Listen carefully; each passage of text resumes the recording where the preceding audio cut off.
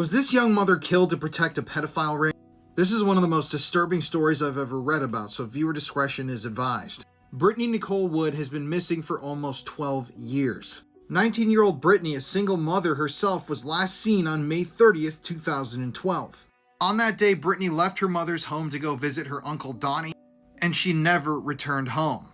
2 days after that, her Uncle Donnie was found off of a beaten path in his truck with a gunshot wound to the head.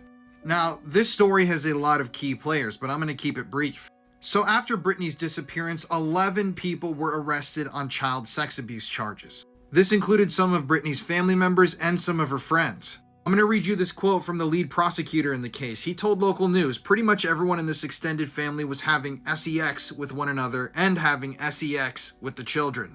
So basically when Brittany went missing, this entire pedophile ring, incest circle was busted wide open. So right after Brittany went missing, a number of people, including her own mother pictured here, went to the media and stated, "We need to find Brittany." However, just years later, Chessie, Brittany's mother, would plead guilty and basically admit that she was a part of this abuse ring that victimized children and even their own family members. Now, there are a lot of theories here as to what may have happened to Brittany, but one of the main things that people bring up is that Brittany was most likely a victim of her own friends and family's sex abuse ring. She had probably been abused for years, and possibly she was about to bring this whole thing to the police. Something else that came to light later on was that Donnie Holland, Brittany's uncle who took his own life, was the day he died set to meet with a county investigator. So the thought was that Donnie was most likely going to come clean about everything that had been happening, and that would have busted this whole thing wide open.